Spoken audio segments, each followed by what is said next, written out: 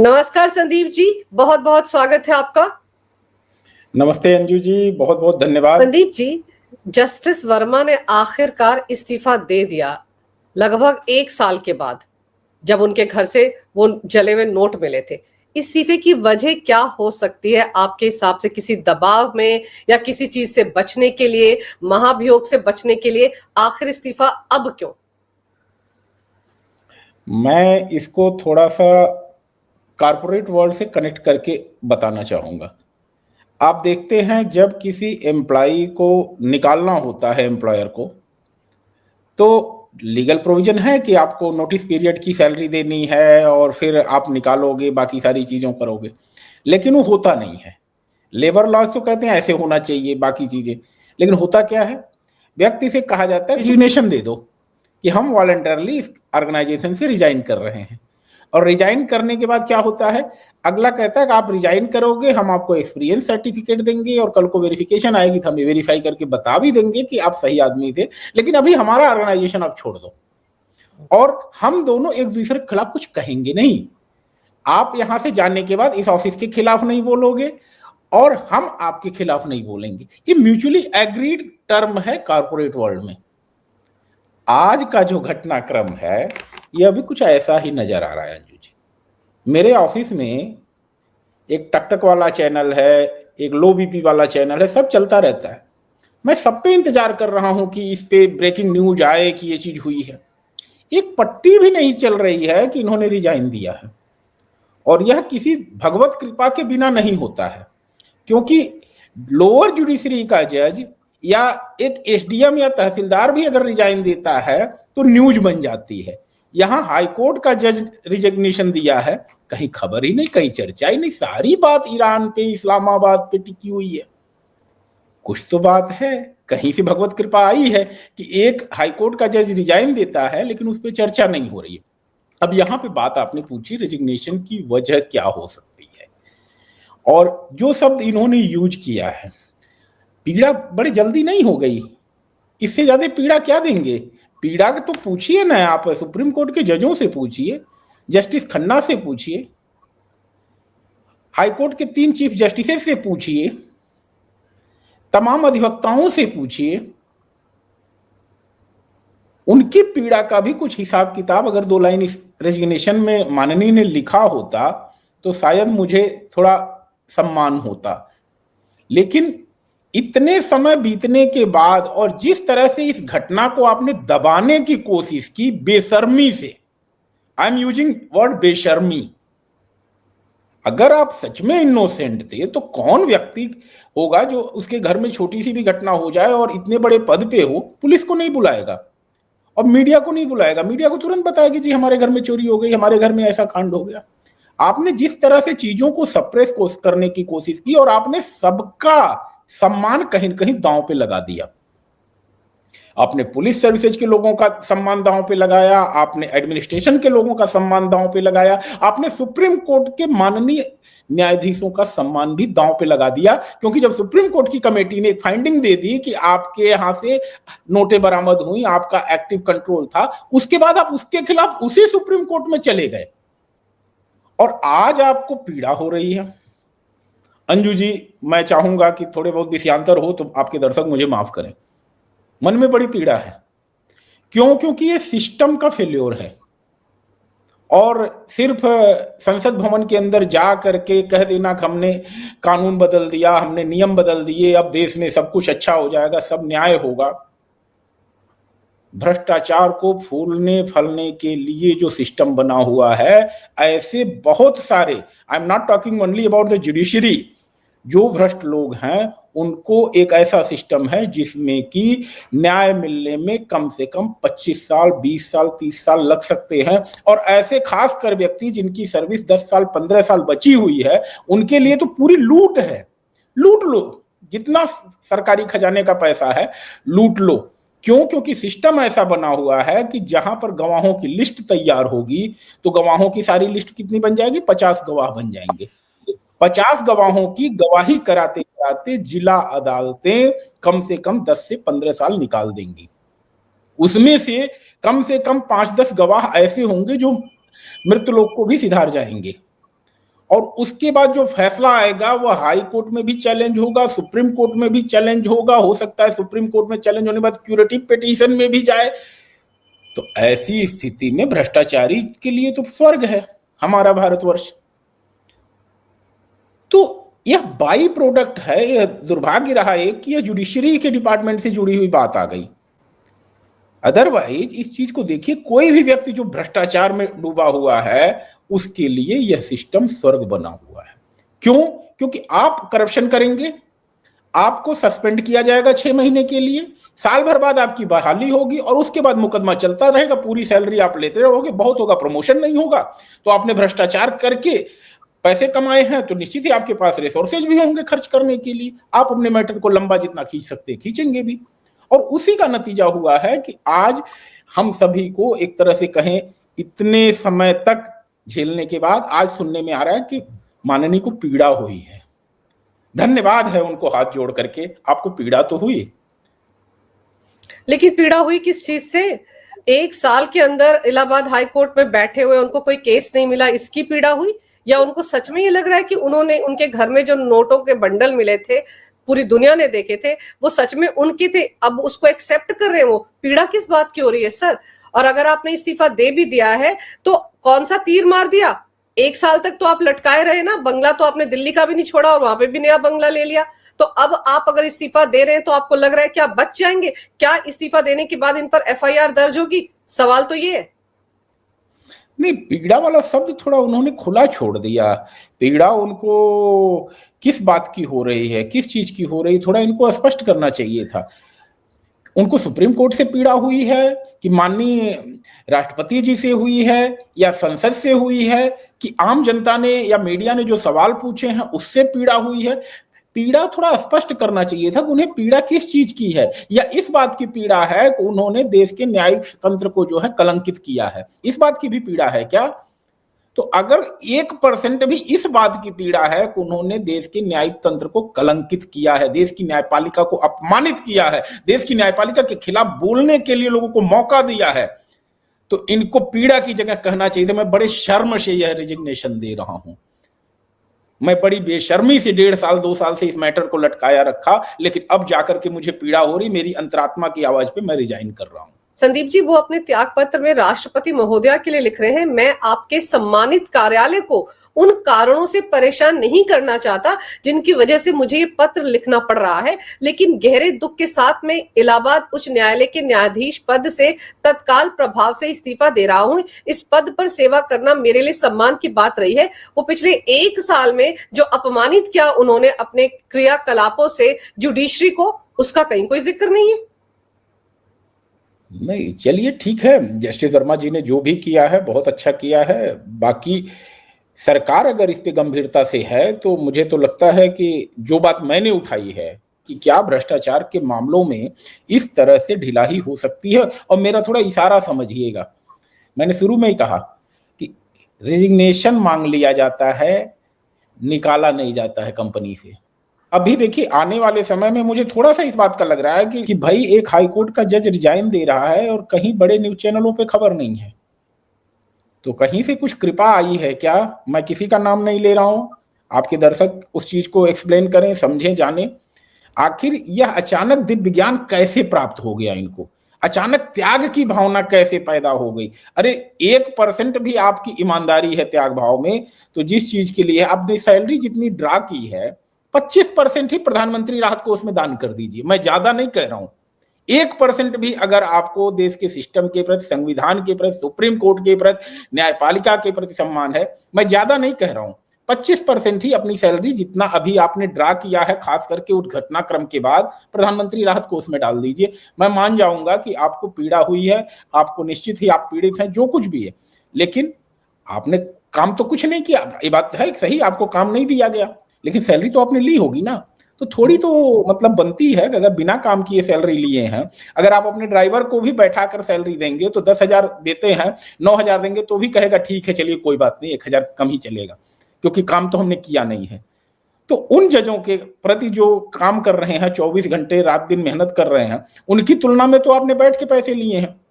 तो कम से कम 25%, 10% ही सही प्रधानमंत्री राहत कोष में अपनी सैलरी भेज दीजिए, जितने दिन से आप सस्पेंशन में हैं या जितने दिन से आपको काम नहीं असाइन किया जा रहा है।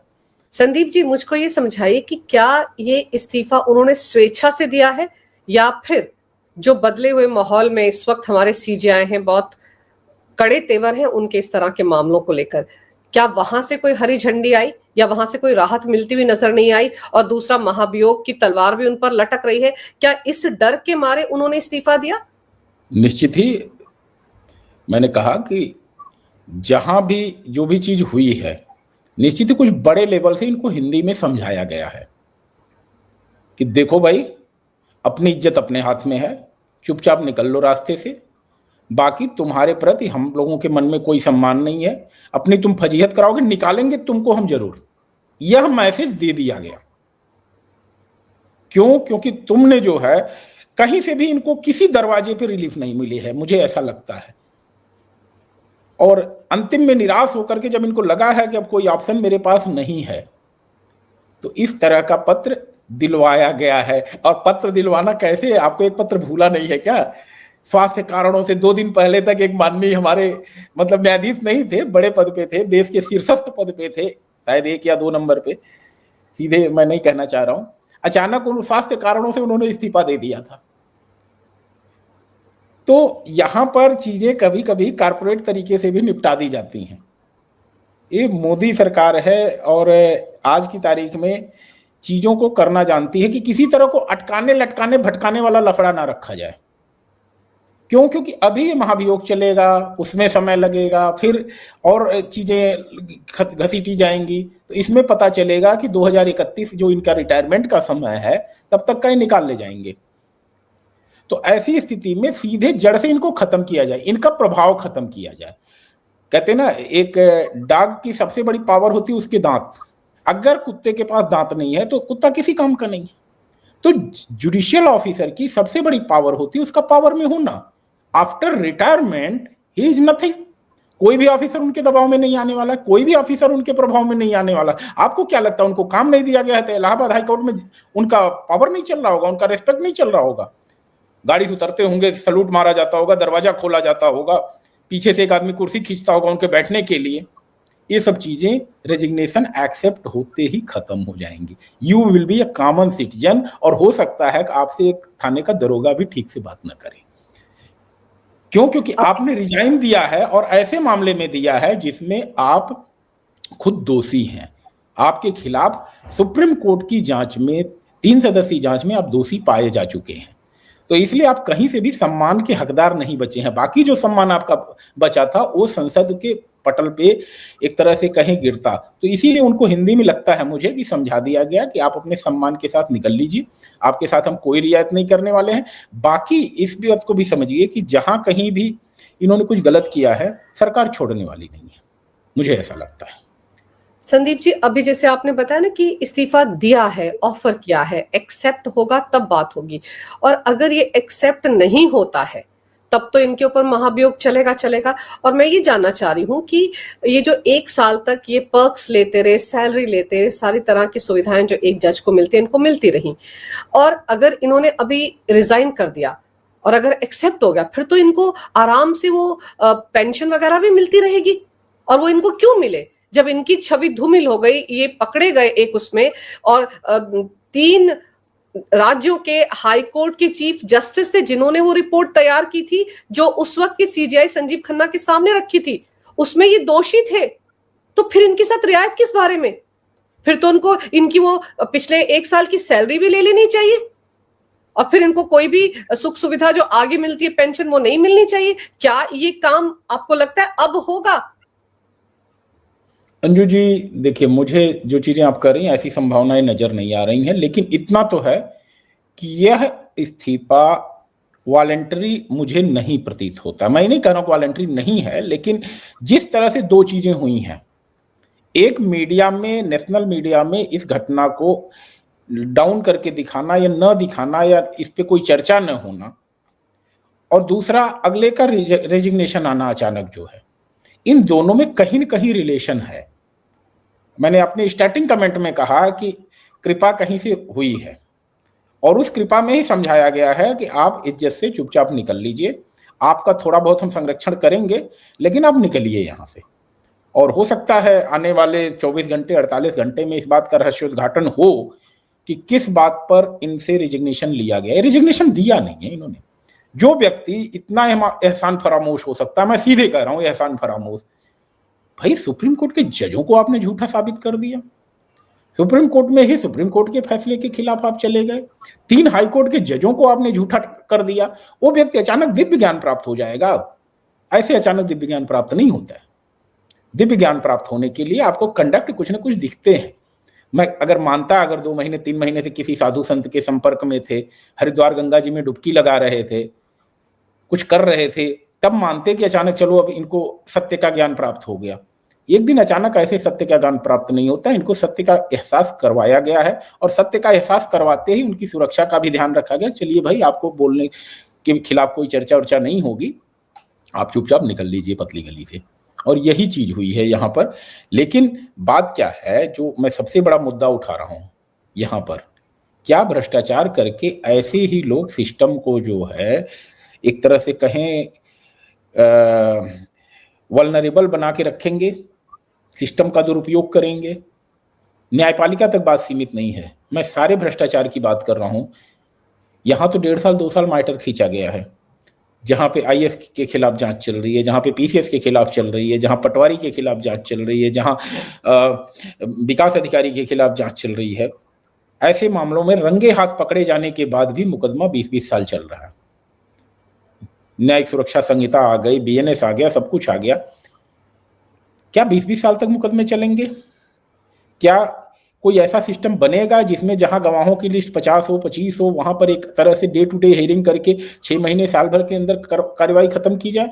चलिए, बाकी भ्रष्टाचार की बात ना की जाए, जुडिशरी के भ्रष्टाचार की बात करना तो जरूरी है ना, क्योंकि ये जितने भी भ्रष्टाचारी हैं दूसरे विभागों में या दूसरे तरह के, उनके केस तो जजों के सामने ही जाने ना। और जो जज एक तरह से भगवान माना जाता है, अगर उस पर ही इस तरह का आरोप लग जाए तो उसको तो तुरंत पद से हटाया जाना चाहिए। उसको आप इतने दिन तक बैठाकर क्यों रखेंगे? आप याद कीजिए, अभी एनसीईआरटी की एक किताब में जुडिशरी में करप्शन की चैप्टर आ गया था, 7वीं 8वीं की, कितना बवाल मचा था। अब देखिए कैसे उस चैप्टर को हटाया गया, कैसे एनसीईआरटी के सब लोगों की क्लास लग गई, उनको बैन कर दिया गया। और तब ये सवाल उठे थे कि एनसीईआरटी की किताब को लेकर तो बवाल मचा, लेकिन जस्टिस वर्मा के मामले में सुओ मोटो क्यों नहीं लिया गया? तो ये सवाल भी तो उठे थे। मुझे लगता है इस इस्तीफे का कनेक्शन उस मामले से भी है। इस इस्तीफे का कनेक्शन कुछ बड़ा होने वाला है, आप लिख के ले लीजिए। कुछ बड़ा होने वाला है और बड़े लेवल पे होने वाला है। ऐसे दिव्य ज्ञान किसी को प्राप्त नहीं होता है, और दिव्य ज्ञान दे करके यह बता दिया गया है कि भाई सभी के लिए एक अलार्मिंग चीज आने वाली है, आप सभी लोग सतर्क हो जाइए, सुधर जाइए। और जो बात आपने कही जुडिशरी को लेकर के कि भाई जुडिशरी की बात है, क्योंकि जुडिशरी का काम तो कौन देखेगा आखिर, जब जुडिशरी का मामला होगा तो जुडिशरी में जो भ्रष्टाचार का मामला है, ये माना जाएगा कि 1% 2% कहीं कभी कोई रिपोर्ट होता है तो होता है, नहीं तो समाज से कटके ही रहता है न्यायाधीश। वो सबसे बड़ा त्याग करता है। भाई हम आप जो है सोशल मीडिया पे लिख सकते हैं, पढ़ सकते हैं, बोल सकते हैं, हम टीवी डिबेट में बैठ सकते हैं, हम कहीं भी जा सकते हैं, लेकिन उनके लिए रिस्ट्रिक्शन है। क्यों? क्योंकि उनके रिश्तों को, संबंधों को कब किस जगह किस रूप में दिखा दिया जाएगा, तो इससे वो बचना चाहते हैं। और शायद इसीलिए जजेज जो है जुडिशरी के जो ऑफिस होते हैं उससे निकलने के बाद जो रेजिडेंस होता है वहीं जाते हैं और कहीं सोशल जगहों पे जाने से बचते हैं। तो जो ईमानदारी से न्यायाधीश काम कर रहे हैं उनका भी प्रोटेक्शन किया जाना आवश्यक है। तो कल को अगर इस भ्रष्टाचार को, जुडिशरी के भ्रष्टाचार को बाकी भ्रष्टाचार से तुलना करके देखा जाएगा तो शायद ठीक नहीं होगा। और न्यायपालिका के जो ईमानदार अधिकारी हैं उनको भी तो प्रोटेक्ट किया जाना चाहिए। कल की बात मैं बता रहा हूं, मतलब मैं चंडीगढ़ में था और वर्चुअली दिल्ली हाईकोर्ट में एक मैटर में जुड़ा, तो 6 बजे तक जज साहब बैठे रहे। हम आप अगर कुर्सी पे बैठते हैं तो 2 घंटे 3 बार नेचर कॉल के लिए भी उठते हैं। 2 बजे से 6 बजे 4 घंटे लगातार 1 गिलास पानी भी माननीय न्यायाधीश ने नहीं पिया, मैटर सुन रहे हैं। तो ऐसे लोग भी तो हैं कि जो कमिटमेंट है कि भाई गरीब आदमी है, इसका मामला निपट जाए, हमारे हाथ से हो जाए। तो इन न्यायाधीशों को जो ईमानदारी से अपना काम कर रहे हैं उनको भी प्रोटेक्शन चाहिए। तो कल को ऐसा ना हो कि ऐसा कोई चीज बने या ऐसी कोई नीति बने जिसमें कि भ्रष्टाचार रोकने के लिए या बाकी चीजें करने में न्यायपालिका का काम ही रुक जाए।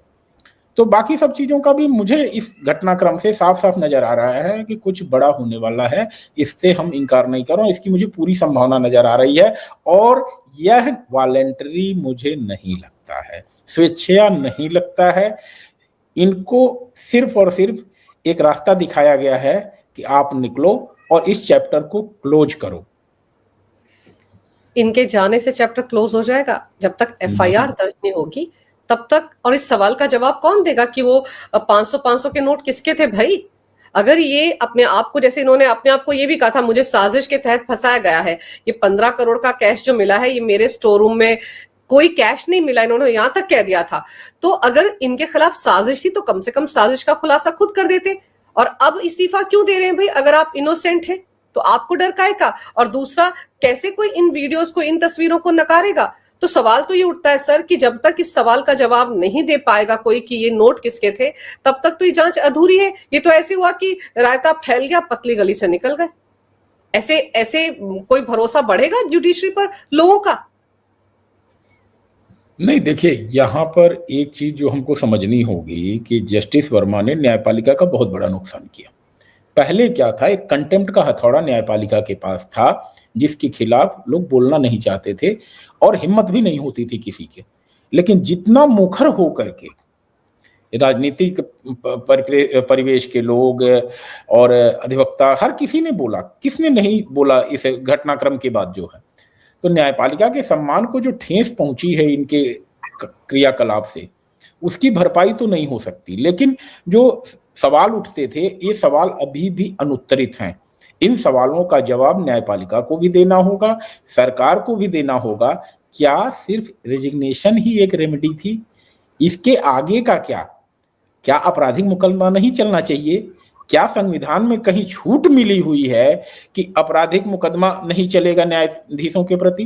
क्या एक आईएएस ऑफिसर अगर भ्रष्टाचार करता है तो उसको छूट है? नहीं है। क्या एक पॉलिटिकल आदमी है तो उसको छूट है? नहीं है। तो क्या न्यायपालिका में भ्रष्टाचार करने की छूट मिली हुई है? इस पर तो सवाल उठना चाहिए।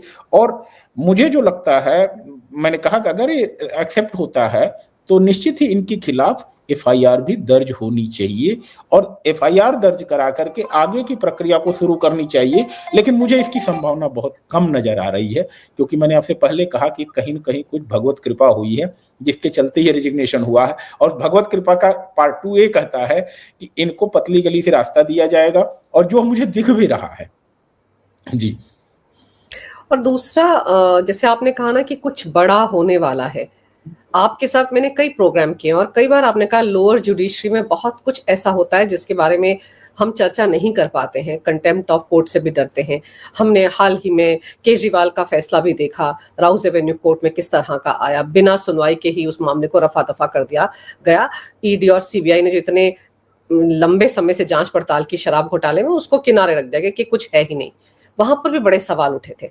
और वही केजरीवाल, जब उनका मामला दिल्ली हाई कोर्ट पहुंचा तो देखिए वो क्या गुल खिला रहे हैं वहां पर, कैसे वो जस्टिस स्वर्णकांता शर्मा पर ही उंगलियां उठा रहे हैं। तो जब मैं किसी पे उंगली उठाती हूं, इसका मतलब मैंने पहले कुछ ऐसा किया होगा, मुझे पता होगा ऐसा होता होगा। एक उंगली उनकी तरफ उठाई जाए तो 4 तो केजरीवाल की तरफ उठ रही हैं।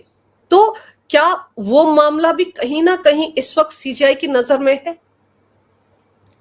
नहीं, उस मामले को तो एक नेचुरल सी बात, देखिए हर कोई जज के बारे में आरोप लगाना बड़ा आसान होता है। जज के खिलाफ सबसे बड़ा होता है तुरंत आरोप लगा दो कि वो पैसा मांग रहा है, जज बिक गया। ठीक है, और यह आरोप सभी लोग लगाते हैं। और इसीलिए मैंने आपसे देखिए बात करने में कहा कि सामाजिक रिलेशन में या सामाजिक जगहों पर अपीयर होने से न्यायाधीश बचते हैं।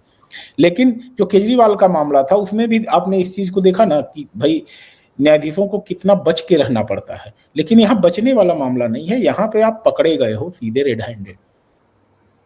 और आपके दर्शक इस बात को उठाएं कि भाई इस मामले को आपराधिक मुकदमे का रंग कब दिया जाएगा। अगर महाभियोग वाली प्रक्रिया तो बंद हो जाएगी, जैसे ही रेजिग्नेशन एक्सेप्ट होगा राष्ट्रपति जी से, तो महाभियोग की प्रक्रिया की तो आवश्यकता ही नहीं है, सारा matter full and final close हो जाएगा।